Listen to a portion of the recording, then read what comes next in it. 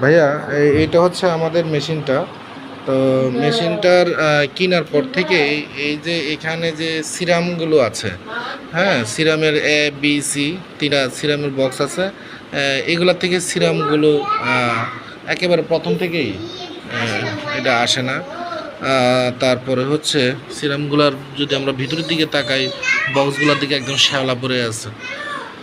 তারপরে এটা একবার কিনে প্রথম কেনার পরে এটা একটা প্রবলেম দেখা দিয়েছিল। কি দেখা দিয়েছিল? হয়ে গেছিলো, এটা বন্ধ হয়ে গেছিলো। তো মেবি মেশিনটা কোনো শর্ট আছে কিনা সেটাও আমি জানি না। এটা হচ্ছে যে আপনার এই সরকম এই কেবলটা একটা কেবল। এই কেবলটা যদি আমরা মেশিনের ঠিক এই প্রান্তে আমরা লাগাই, এই যে এইখানে লাগাই, তাহলে এটা মেশিনটা শর্ট হয়ে বন্ধ হয়ে যায়। বুঝতে পারছেন?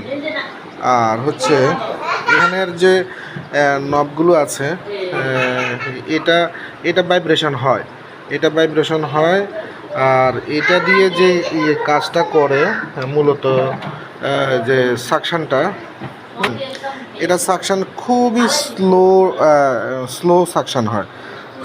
আগে যখন প্রথম খুবই হইতো। আর বাকি এই এই এই ইয়েটা ভাইয়া ডোন্ট মাইন্ড, আমার হাতে একটু ফ্র্যাকচার আছে। তো এই যে এই নবসটা, এটা হয়, ভাইব্রেশন হয়। কিন্তু এটার এই অংশটা খোলা, এটার উপরে একটা ছিল, কি জানি বলে, একটা হয়তো বা কাভার ছিল বা রাবার ছিল, সেটা নাই, যার কারণে এটা ওপেন দেখা যায়, যার কারণে এটা নড়ে, কিন্তু এটা কাজ করে। আর বাকিগুলো এই যে এটা মেবি হচ্ছে যে সিরামের, এটা তো সিরামটা আসলে দিল না, এটা তো স্প্রে। এটা কি স্প্রেটা কাজ করে? স্প্রেটা কাজ করে মোটামুটি। মেনলি হচ্ছে যে আপনার হচ্ছে যে এখানে সিরামগুলো আমরা চেঞ্জ করতে পারতেছি না, সিরামগুলো আসে না, আর হচ্ছে সাকশনটা ভালোভাবে হচ্ছে না। এটা হচ্ছে আমাদের মেশিন, এটা হচ্ছে যে মডেল, আর এটা হচ্ছে যে এটার কনফিগারেশন।